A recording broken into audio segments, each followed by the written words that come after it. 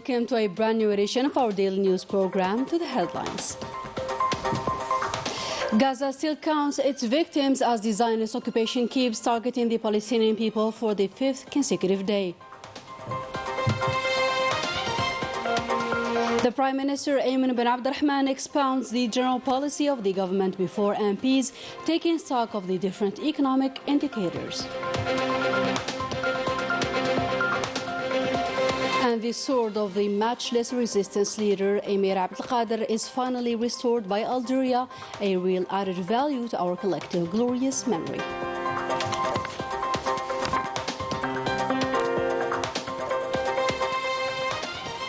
Good evening and welcome back. We kick off our news with the volatile situation in Palestine, which keeps counting its victims as the Zionist war plans continue shelling several Palestinian towns, bringing the death toll to more than 900 people, including children, women, and even journalists. Several hospitals and schools were reduced to ashes as well, a critical situation that urges the international community to intervene immediately to end this horrendous crime. The latest developments on the ground with Leticia Setqawi. Scenes of destruction and terror, fear and sadness on the face of the hundreds of families who had to bid farewell to their loved ones, martyred in the brutal attacks of the Zionist occupation on Palestinian civilians.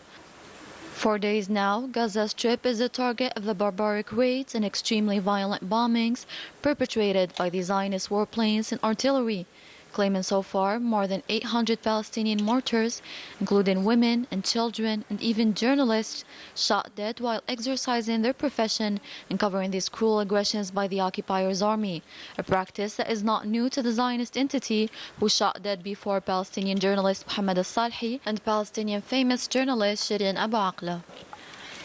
Inhabited areas of the center of Gaza were heavily shelled by fighter jets of the Zionist occupation, who carried out new attacks against civilian buildings, including schools, hospitals, residences, banks, and even mosques in the occupied Gaza and the West Bank, while the vicinity of the Rafah border to Egypt alone was bombed 3 times.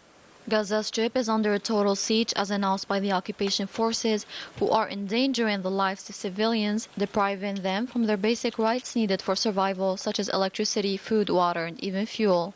Acts that are prohibited under international humanitarian law, as recalled by the United Nations on Tuesday morning.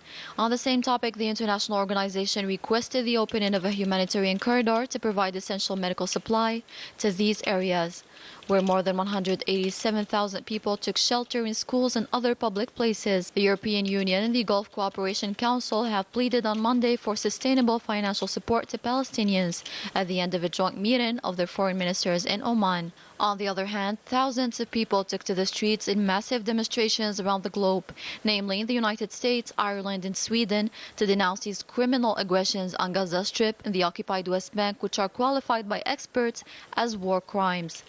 In the U.S., these demonstrations that drew an important figure of participants took place in major states such as New York, Chicago, and New Jersey. Many pro-Palestinian groups organized support demonstrations, hoisting the Palestinian flag before the Zionist entities' embassies.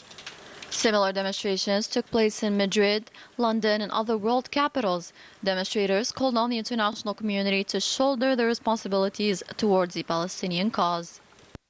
And a minute of silence was observed on Tuesday at the National People's Assembly on the memory of the Palestinian martyrs over the past few days under the violent Zionist bombings. The Fatiha, or the opening chapter of the Holy Quran, was recited as well.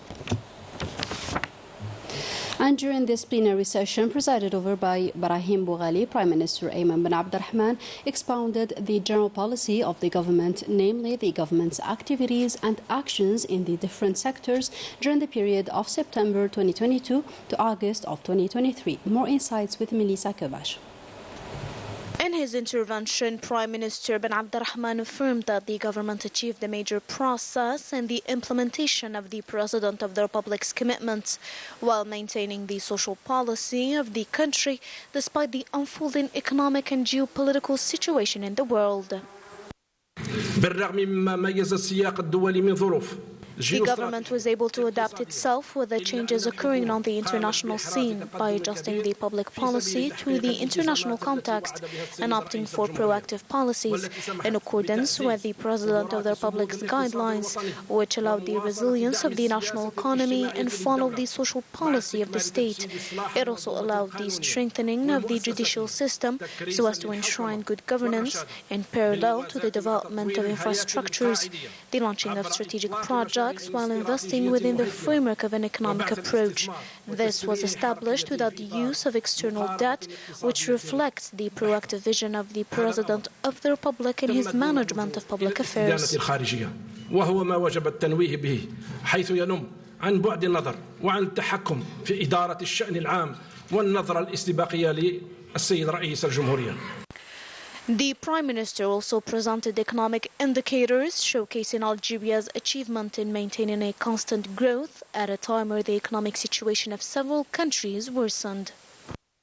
عرفت الجزائر كيف تثبت صمودها من خلال Faced with the current fragile and international context, Algeria maintained a remarkable economic progress that reached 5.3% in 2023, while the PIB outside hydrocarbons should reach 4.9% in 2023, against 4.3% recorded in 2022. The rate of exports of goods should reach $55.8 billion by the end of 2023 due to the decrease of oil prices, which changed from $104 per barrel in 2022 to $85 in 2023. As for the imports, they should increase to $41.5 billion by the end of 2023 against $39 billion in 2022. Despite the increase of imports, the trade balance remains positive this year with a surplus of $11.3 billion. Despite the decrease of oil prices on the international market, the foreign exchange reserves increased, reaching by the end of the current year around $85 billion on top of monetary reserves. استمرت احتياطات الصرف الارتفاع هذه السنة لتصل مع نهاية السنة إلى حوالي 85 مليار دولار باعتبار احتياطيات الذهب. Regarding the fight against corruption and means to prevent this scourge, the Prime Minister affirmed that the government implemented legal decisions. فقد تم تعزيز التعاون في ميدان تحصيل الأموال المنهوبة من خلال We proceeded to reinforce cooperation to recover misappropriated funds through the follow-up of court decisions destined to the recovery of these funds and the implementation of the International Rogatory Convention to identify the amount of money diverted abroad. Within this framework, 259 International Rogatory Conventions were addressed, 40 of them from 2021, while 7 judicial demands were sent to 31 countries to locate the funds. 62 international rogatory commissions were partially executed as well to determine the funds and freeze them. In its action plan, the government granted a particular interest to the national community settled abroad as an important component of the nation. And this interest is reflected through several measures, such as the reinforcement of the consular network in France, Italy, and the US, and the repatriation of the deceased person abroad at the state's expense. In line with the instructions of the President of the Republic regarding the necessity to reinforce the protection of the national cultural patrimony, the Algerian ambassador to France, Saïd Moussi, gave the culture minister the sword of the Emir Abdelkader, an archaeological piece of high historic value, which was due to be sold at auction in Paris. In other news, the Minister of Energy and Mines, Mohamed Arqab, took part in Malabo in Equatorial Guinea at the 25th ministerial meeting of the Gas Exporting Countries Forum, dedicated also to the examination of the international gas market and its perspectives on the short and long terms.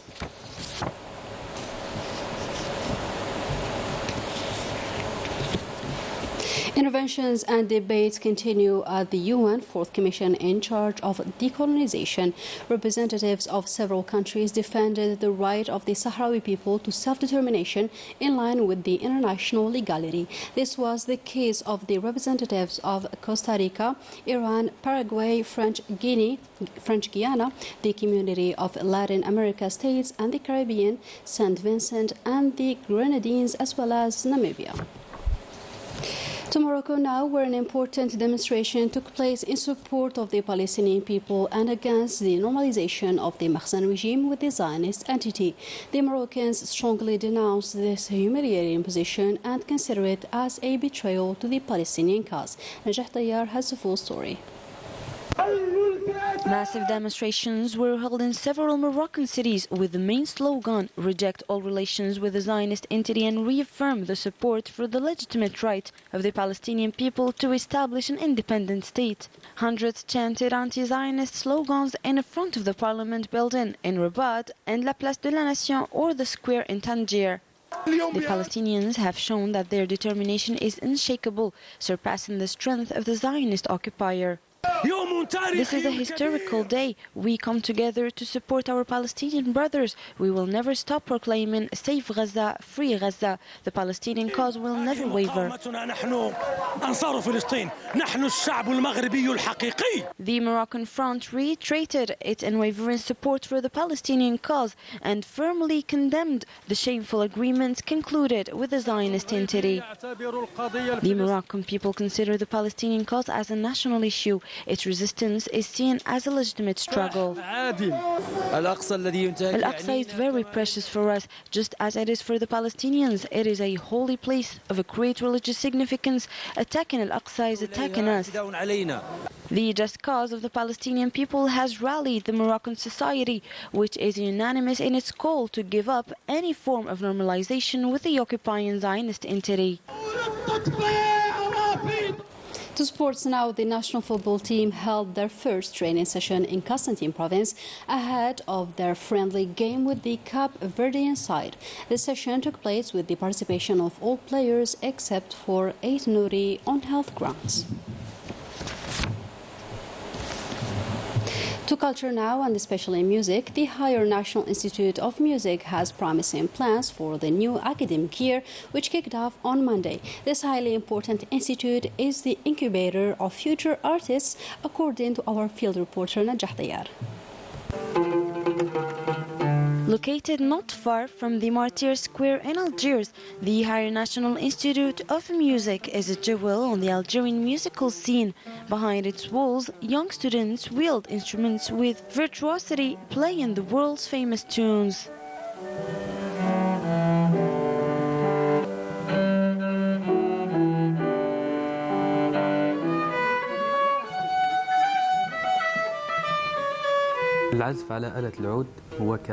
I play the lute. Ever since I joined the institute, I've had the support and guidance of teachers who have taught me to play this instrument.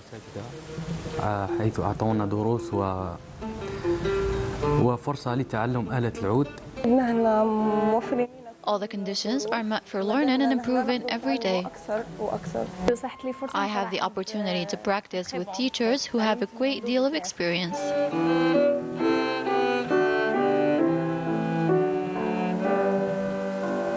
In his workshop, Mr. Abdel Qadir practices his art with great passion and dexterity. This is where he designs, repairs and maintains his stringed instruments, every string placed to create a spellbinding melody. My job is to repair and maintain all stringed instruments, especially violins. Every year we welcome many students who bring in their instrument for repair. I take care of replacing strings, pegs and even cords of flutes. I also explain how to look after them properly.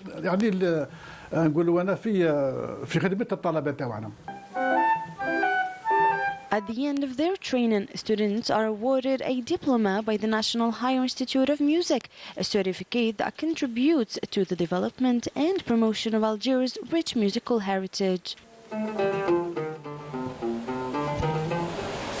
And with that, we come to the end for today's program. Thank you for joining us, and goodbye.